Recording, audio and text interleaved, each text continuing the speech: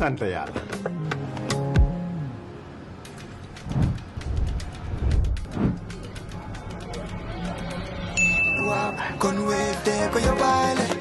looy xaar utal Wave nga scan nga fay te nag doo ci yokku dara.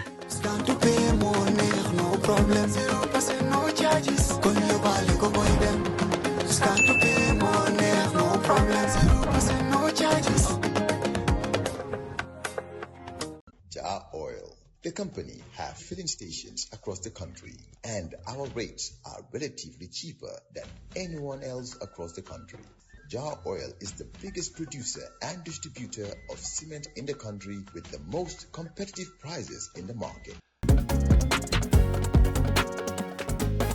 In the Gambia, we all move to different paces. Time is money, convenience is power, and now both are in your hands. No more long lines, no more late payments, no more missed chances. Not anymore. Because now the Gambia has its own super app, Zap. One app, one tap, endless convenience. Send money instantly, pay your bills in seconds, shop without borders, pay your rides, order your meal, buy your ticket, deposit and withdraw money for absolutely free. No extra charges, no hidden fees, only on Zap Super App. This is not just convenience. This is confidence. This is the future in your hands. And the best part, Zap is born right here. Built for us, designed for every Gambian home, every Gambian dream. So don't wait in the past. Step into the future. Download Zap today on App Store and Play Store and enjoy endless free services. Call us today on our toll-free number 1666 or on 260-0001. Zap, all in one, all for you. Tap in, zap in.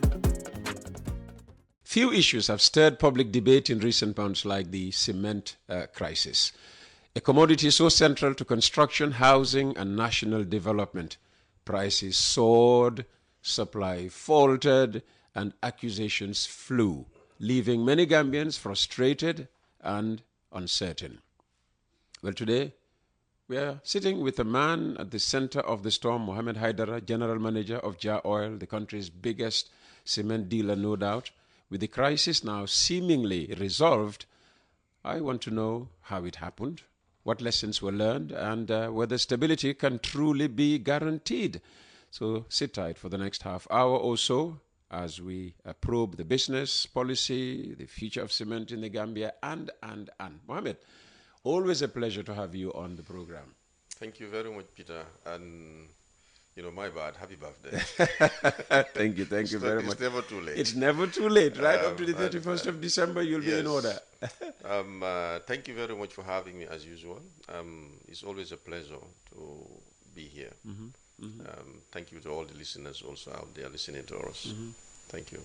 Well, the last time you were here, we were in the middle of what was perceived to be a crisis.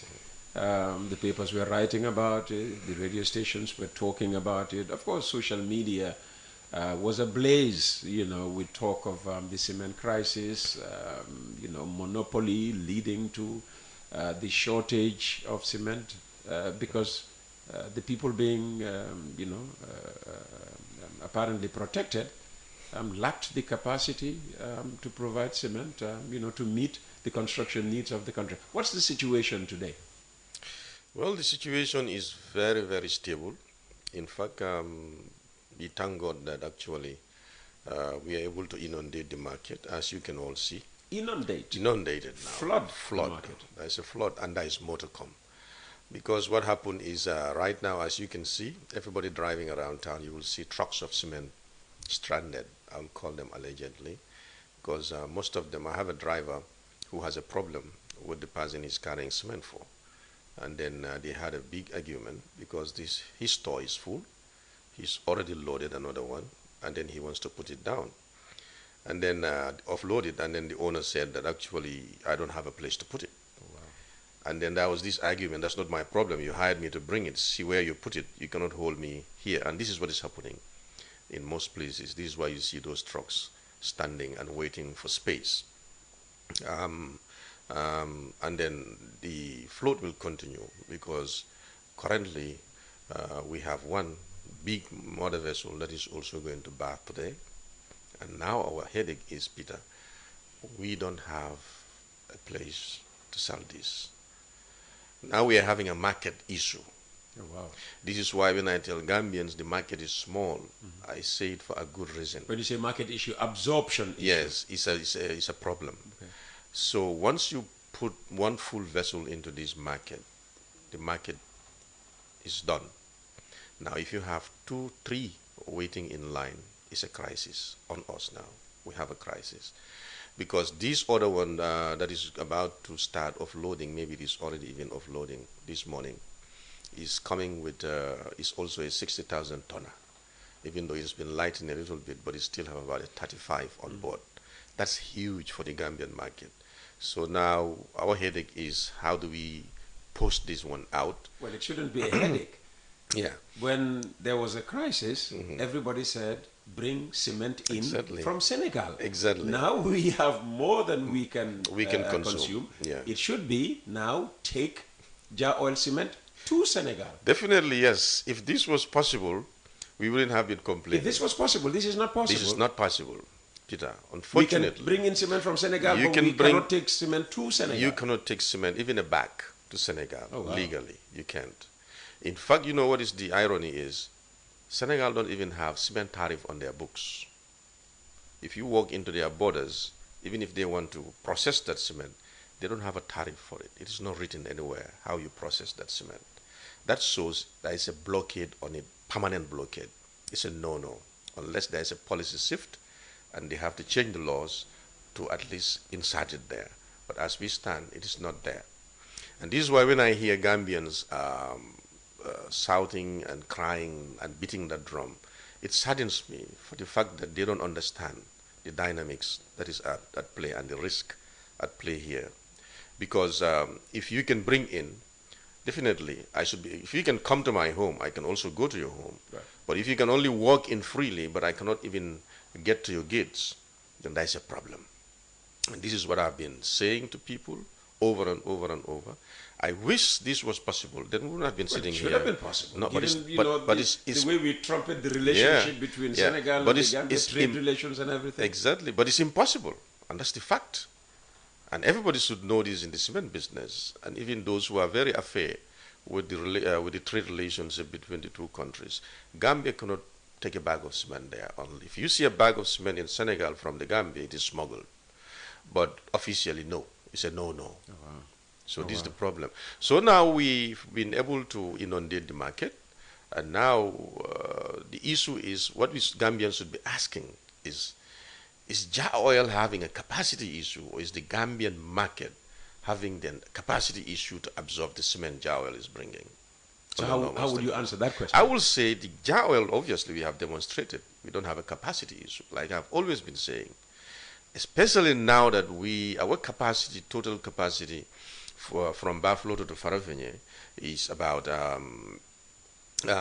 250,000 bags a day. What does that mean? Break it down for us. When you know, for example, Farafenye, Buffalo to Farafenye today, yes, the capacity there is 100,000 bags a day. But as of now, we are using 50% of that capacity. Okay. That's 50,000 bags. Because the market a day would have a problem of absorbing yes. all 100,000. Yes, unless we are able to, like you said, wistfully, if we can push it to the Orientals of Senegal, then we don't have a problem with that. So it's 50,000 bags a day in Farafenye. Our old plant already, that is still working, operating, is 100,000 bags. That makes it 150,000 bags.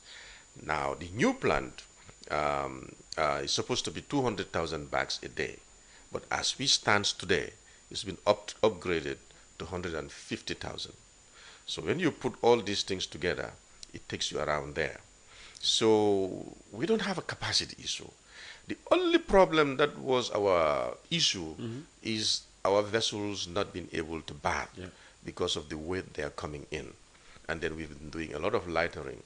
And then the reason why we're able to cut this thing, and then, you know, our business, the way we operate is the ability to adapt quickly. We adapt to every situation that we face.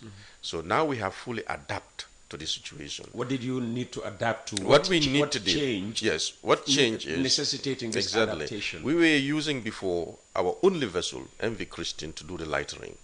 And then we had this crisis because it is one vessel going back and forth. And then on top of that, we said, okay, let's purchase a second vessel. Purchase? Yes, we purchased. Not to rent from no, anywhere. we purchased a second vessel. You had to shell out, a certain amount of money to buy. Yeah. So we purchased about a 14,000 tonner, and then which is expected end of this February. But before that arrival, we hired 2 more vessels. That's the adaptation. That's the adaptability we are talking about. So we hired 2 to assist the 1, making it 3. So doing that, when we deployed these ones, then the lightering becomes very seamless and very fast and very efficient. And this is why vessels are now following back to back, right? This one that is bathing today, before it finishes, there's a 3rd one that is also going to be in waiting. And then the 4th one is also going to be in waiting, because as this one is going on, the other 2 have been lighted. The next in line, the number of tons left in it is very minimal. So it will be finished halfway before this one even finishes its cargo. So you'll see that we'll have about 3 to 4 vessels back to back. And now that is where our headache is. Where are we going to push this cement into? We are talking about not inside of 3.6 million bags of cement. Understand? Daily, what's the peak of our consumption? What's the most, we can do a day by way of consumption? 100,000 bags a day is okay. That will keep everything moving. But now, I've observed that for the past 4 days, that 100,000 bags a day has dropped, because so many trucks are now lingering around our factory. When I saw them, a lot of them, I thought that, well, these are all waiting to load. When we went out to tell them that you guys can come in, they said they don't have loading tickets from customers. They are waiting for customers. Oh, wow. So this is the thing. So when people come, I'll tell them that there is no longer queue. Now, these trucks you were seeing standing there are waiting for customers like you. So buy, go, and then you can pick. Some of them also have tickets still in line, but they are not ready to pick yet. We have those kind of customers also who have already purchased. They have their tickets maybe last month, but they are not ready yet. So those are still in line there, but the ones that are ready to pick up are not much. Okay. Going back to, you bringing in these massive ships, and only to find that, these ships, they cannot dock, they cannot berth. Is it normal that it should be on the importer now to find ways and means of getting the cargo in from offshore? Is it normal that it's upon the importer to buy the, what do you call them, lightener? Yeah, the vessels, the smaller vessels. The vessels for... Yeah, it has come to that, because that's the only way we can assure the Gambians. Should it not be the responsibility of the port? That's where I'm coming to. Yeah. It has come to that now, because since we don't have the draft needed, because the port still cannot dredge, even though we had series of engagement, they are doing everything possible. We still haven't started dredging. Yeah, they have not. When they are doing some. When we last had this conversation, yeah, I know. immediately I after, know. it was in the papers I think it has to do with the contractor they have IMAT to mobilize. I don't know what's happening there, but there is no mobilization, number one. At the same time, around the bathing area, there is this Samo vessel that does light dredging that is ongoing at ports. Ports is trying to. But that's insignificant. Yeah, that's as to insignificant. What is needed to get these big ships. Yes, no. To be able to those drive. big ships, the channel needs to be dredged so that they can come in. Okay. So the channel is the big issue. But even if you dredge the channel, the big ships also come in. Like right now, what we are facing, these vessels will cross the channel, come to the bathing area, but they cannot bath because that area also has deteriorated. But the port has taken steps, starting last week, I think, to start dredging the bathing area. And as we speak, I think they are doing it on concurrently. Once our vessel is out, they will dredge, and they have even given us notice that we give them a good 1 week, which after this vessel will have a pause of 7 days for them to do it properly, and then we start offloading, which is also going to give us a little break to at least get what we have in stock to melt into the market, and then we start again. If not, we'll have a crisis of even where to store that huge amount of cement. We have huge warehouses, but they cannot fit there. They cannot fit there. It's just too much. Capacity is way above. Yeah. So the reason why we are purchasing these lightering vessels, that's what it has come to. Because if you don't do that, Peter, and bring these mother vessels, these big vessels, loaded with cement, then it means two things will happen. One, the prices cannot be maintained as they are. We'll have to sell at a higher price because the cost of landing it will be higher, number one. And also, the availability that Gambians need to see it visible everywhere cannot be assured 100% because we'll bring in little quantities. So when we calculate all these odds, we said, you know what, we need to invest into more lightering vessels so that we can continue doing what we are doing to make it affordable and available to every Gambians. That's the essence. Okay, so affordability and availability Yes. were what informed you to go for these These big motherships, vessels. as you call them, Yeah. because Jar Oil has been criticized for bringing in such big ships when they should have probably actually knew that these ships would have problems coming into Banjul. Most of the people saying this thing, I will say, are people who are not in the construction business. Because if they are constructing houses, and then you said that, what you are technically telling us is raise the price and bring the small vessels, we will buy it. Like cement was one time being bought for $600, 600, yes, and that's where we will go, because the landing cost of those cements, when we at our factory gates, shouldn't be nothing shy of at least 335, 340. Then guess how it will be retailed? How much? It will be retailed around 500 and above, up to 600 is possible. Because, you know, they were buying at 390 and retailing at 650. Can you imagine if they are buying at 450 or 430, how much will they retail it? And they can have argument points and say that, well, the amount of money we used to buy a bag is too much. And then transport didn't come, other costs didn't come, so we can sell it at 550. So this is what we are trying to avoid. So this is why I said those Gambians who are saying that are not into the construction business, but those who are actually into the construction business are bearing with us because they know the sacrifices we are taking. All these sacrifices based on just trying to keep the prices down. Okay. Today, Peter, the Gambia, small as it is, has the most affordable cement in the region. I've always challenged people. In terms of dollars spent, what does that mean? X factory and out there, you know, with retailers. For example, what amount? X factory of $390. Yes. Okay. You go to any country so within the directly sub-region, from the factory, will cost $390. You cannot have that a bag of cement anywhere in the sub-region and beyond. And I've challenged people always. Nobody came to me and said, no, you are lying because I've checked in this country, it is cheaper than your cement. It's not happening. The 42.5R, I mean. Which is the one the one we sell. You cannot get it anywhere. So we have done extremely well. We have even surpassed, you know, doing very well to making sure that Gambia, small as it is not only benefiting from high quality cement, which is of world standard, but also the most affordable in the region. And have you set a ceiling at which retailers can sell? Can you even do that in the first place? Well, the only ceiling we have set is for our own retailers in our stations. Because when we did all the calculation, we believe selling it at 415, you will be able to make... That's 415. Yeah, 415, yeah. 415, yeah. You know, you can still make a profit on a bag of cement and then turn it around 2 trucks, 3 trucks a day. That's you are in business. But when you say at our own outlets, these are outlets owned by Jar Oil. Jar Oil, yeah. These are our station. They don't have to worry about paying rent and whatever. No, even if you pay rent, you don't pay rent daily. Okay. You don't pay rent daily. Yeah, that's true. Even if you have to pay rent. For example, let me give you you will get a $10 on a bag of cement. You offload a 1,000 bag, that's 10,000 bags. That would be 15. Yeah, that would be $25 actually. No, what I mean is, if you sell at 415 at our outlets, they are getting $10 in margin. 415. Yes, after the transport cost. Oh, okay.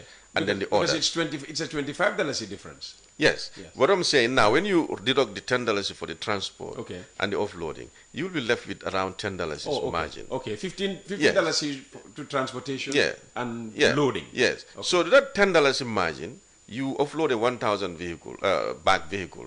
That's that is $10,000, and they do 3 trucks, 30,000 a day. Profit clean.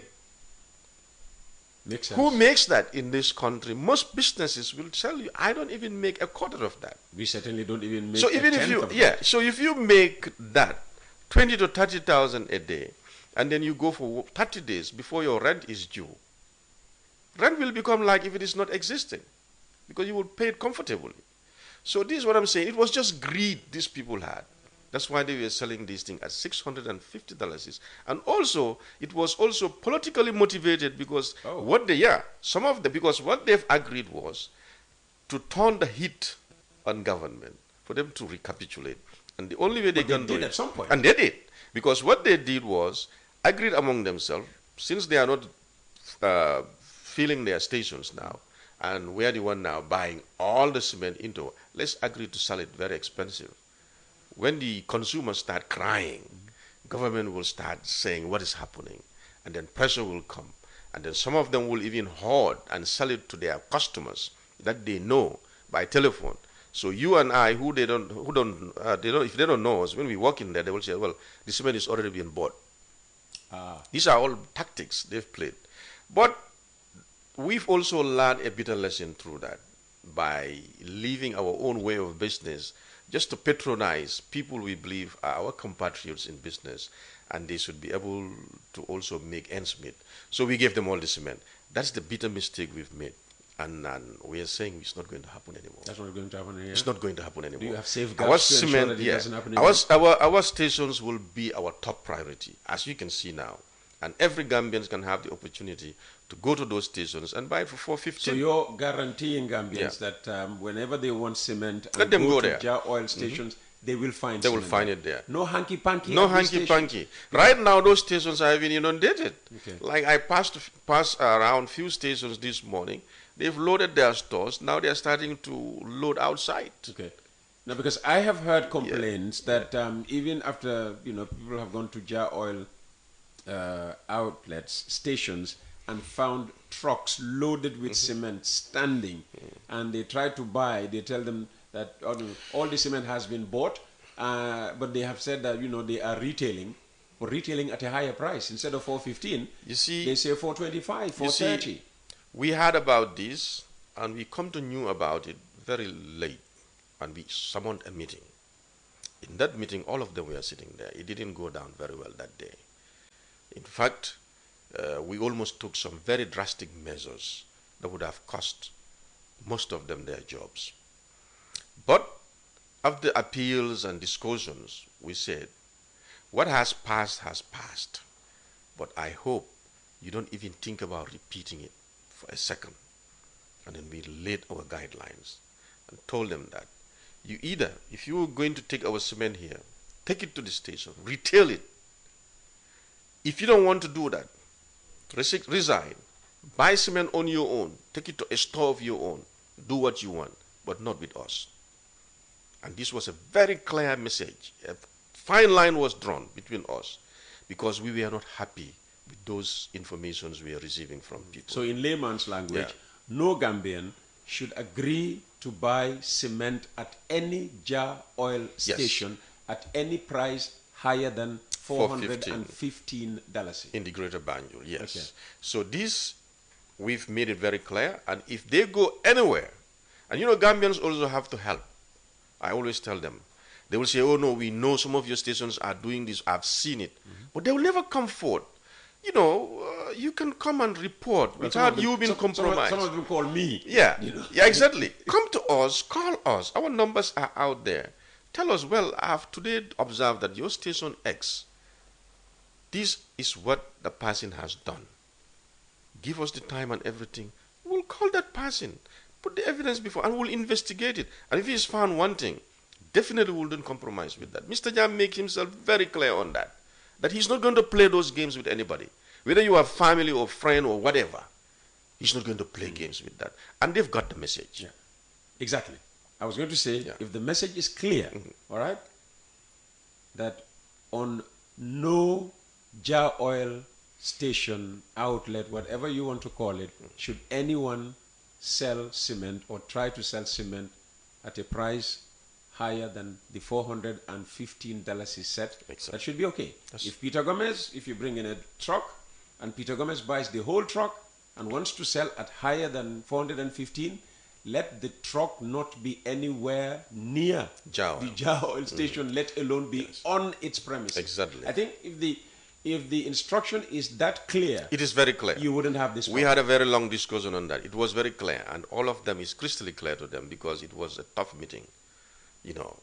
Because what will happen at the end of this conversation, which we'll also have in the local languages, everybody who wants cement now in the Greater Banjul area of course, go to will Jar go to a Jar Oil outlet, because Jar Oil outlets are all over the place. Exactly. And then you will suddenly have this rush, and some people might say, well, let's try to make an extra dollar. See, they come in, they see cement, they say, oh no, the farm kunyo jinda li yep, why mom li la jaye? No. Not on our premises. We've said that to them. Not on our premises. And also the reason why we are trying to give priority to our outlets is to also pressure those greedy retailers to come down. If not, you'll be out of business. Because now your stores are fully stocked. Compete with us and then sell. We are making profit out of it. Why can't you not make profit out of it? You will definitely. And most of them own their trucks. They don't even have to pay for the transportation. They just fuel it, take it to their shops. So they will even do better than us, most of them, to compete with us. But still, they have come down, but they are still maintaining around what, 460, I believe. I think now they are around 460, 450, something like that. But that is still too high for a bag of cement. Look, so you've used the word flood, you know, deluge, all right? As long as there's an alternative, 200 to 420 even you know, Exactly. the $5 is swing. Exactly. People will go for the lower one, and ultimately it will be ingrained in our heads that cement in the Gambia only sells at 415. you know, $415, 415, and that is then it. these games have to be tackled. Of course, You know, and these alleged games at Jar Oil stations that you will go there, find cement, and the station manager will tell you that yes, there is cement available, but this is not Jar Oil stock. It was bought by somebody who is selling at 430. for no, instance. if anybody encounters any such thing in any of the station, please, I'm begging that person, pick up the phone, call, tell us about it, and we'll handle it from there so that we can make a stop to it together. Because there are things they will know out there we wouldn't know because they will hide from us. But for the general public who are the customers, you know, there are a lot of things they see we wouldn't see. So I'm begging them, let them call us and inform us of any anomalies around our stations because we want to fix it. Currently, we believe that we have fixed it because things are flowing smoothly. Well, there's no Cement noise prices are around down. There is cement no anymore. noise. The only noise around cement is government should lift the moratorium, that it has reimposed. The tariff on. But even that, Gambians are very cautious about it now because when they lifted it temporarily, what happened? The cement was coming in. Not only it was a lower quality, but also very expensive. So Gambians are very disappointed because all of them were thinking before the lifting that, oh, cement will come now, very soon it will be cheap. But instead, no. That cement is being sold here in retail points at $500, $550 in some places. So Gambians are very disappointed that even though they've lifted all the tax they've been crying about, but look at what they are doing to us. But isn't it natural that if you cannot buy lower than $390 in Senegal, and you have to pay transportation cost, you have to pay loading cost, you have to pay, even if it is $30 per bag again, tariff rate, you cannot sell, you know. But that is true. But and we've been saying this for the longest time that those games have passed, those glory days have gone. When cement was cheaper there, and then you come across the border, you don't pay the VAT you are supposed to pay. Still now you make it into the country with a lot of trucks. You pay 1 or 2 just to have a paper to show, and then the 10 of them dissipate into the market, and you are able to sell it at any price. Those days are gone. So this is why when I did the calculation and we did it together, we realized that these people's landing cost, when they enter into Gambia, only in Farafenni, you understand, will even be higher than our cement. Much more if they have to come the extra mile, all the Banjul, is 440. Now you sell to me at 440. I do the extra cost again to take it to my shop. How much would I sell it? Obviously 500 and above. So we told them this, and Gambians become very disappointed. But also, it was a blessing in disguise because we were able to demonstrate to the whole country that Jar Oil is the way forward as far as the cement industry is concerned. And then Jar Oil is doing a lot of sacrifice to stabilize the market. And then this is demonstrated amply when they open the border. Because number one, they are not only getting the lower quality, but they are also getting a very high price cement. Compared to Jar Oil, they've inundated the market and they are still selling low. Fantastic. You know, you're having difficulty, getting cement into Senegal. Yeah. How about trying Guinea-Bissau? You would still pass through Senegal, though. Yes. Could that be a problem? It's still a problem. Like we've done that trial before. Guinea-Bissau cement is very expensive there, and we can make life hell. We can make life very, very a lot better in that country if we're allowed to go there. Because cement in Guinea-Bissau, I believe, is around 700. Are you kidding Can me? you imagine? Now, can you imagine we could have made that cement there, in the worst case scenario, maybe in the high fours. At least. Yeah. Better than that. Listen, if I have to pay 450 from 700 and Yeah, $700, definitely. Okay. They will jubilate. Of course they But guess what? What? Again, the barriers. It is not openly said that you cannot go. But when I make that journey very difficult for you, with curses, you will rethink again to go into that journey. This is through the transit country. Through the transit code. Even if you don't want to Through leave the the transit country. code. Yes, through the transit code. They will make it very difficult for you. And then, at the end of the day, you get to Guinea-Bissau. Of course, those people also will see that you pay certain taxes. Of course, you pay those taxes. But if at all it was how it is written in the books that, free movement of these goods should be allowed.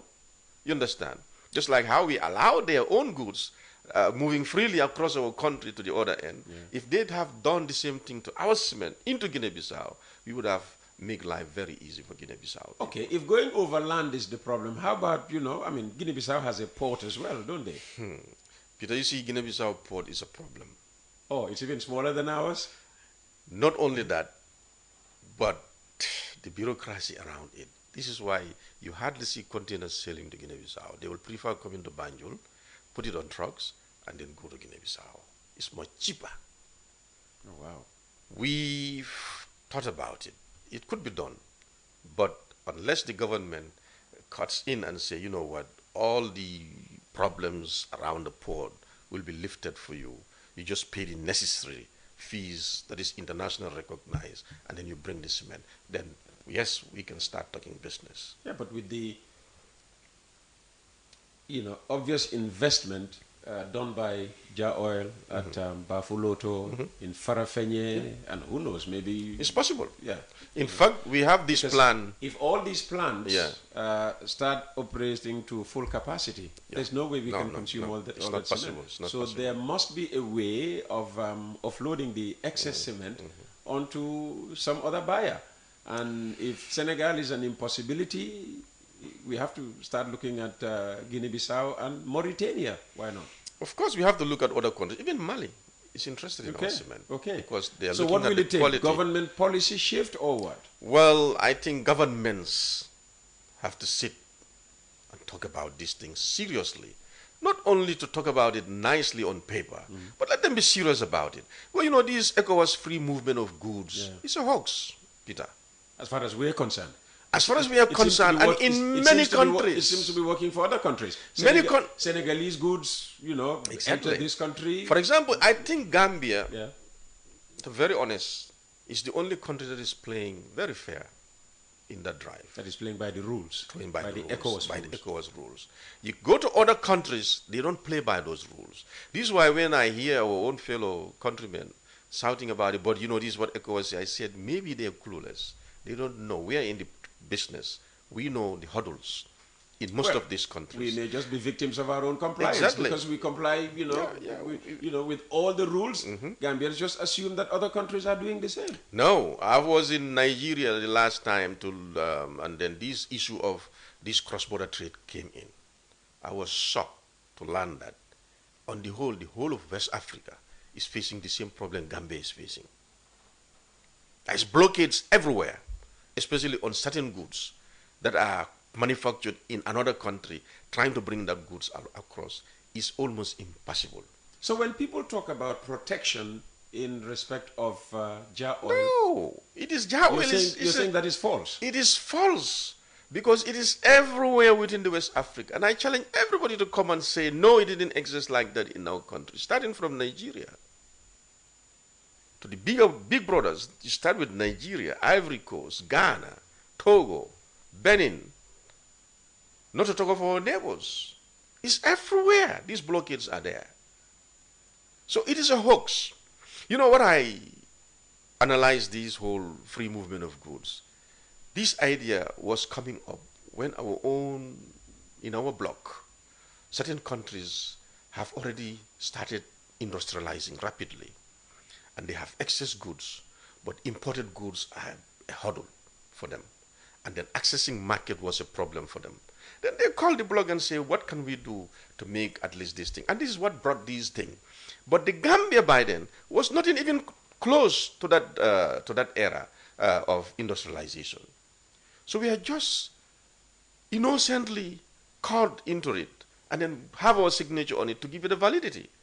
But it was zero interest for Gambia. And up till now, it's zero interest for Gambia. So this is the problem. But, you know, I hope people will finally wake up and then try to see how they can fine-tune some of these policies within the framework and make it better for everybody. All right. So as we speak, there's another mothership offloading. Yes. What guarantees can you give Gambians in terms of cement and the occasional cement shortages? Well, by the will of Allah, you know, this is man proposes, God disposes all the time. We believe that we've got everything in place to make sure that it doesn't happen. But things could happen beyond your expectations, like what happened around December when we have that windy weather at sea. Where the cement was there, but it was there, but we couldn't even access it because of the weather condition. These are things we cannot predict. But if all goes well according to our plans that we have in place, we wouldn't have to see this thing quite frequently, or it might not even happen again. And also, thankfully, you know, our other vessel, the second vessel that we've purchased, we're expecting it around March. When that comes and join this other vessel, we might not even be chartering other vessels anymore to do lightering. Those two vessels alone can do it, and hopefully GPA also will fast track this dredging program, so that all these things together, I think we'll be seeing cement flawlessly into the country.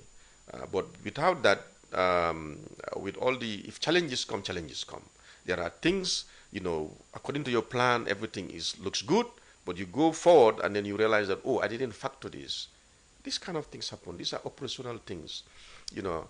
But we have adapted very well. Right now we have 2 chartered vessels doing lightering, plus ours making it 3. The 4th one that is our own is expected in March. So we'll be seeing a very good clear skies as far as cement is concerned going forward.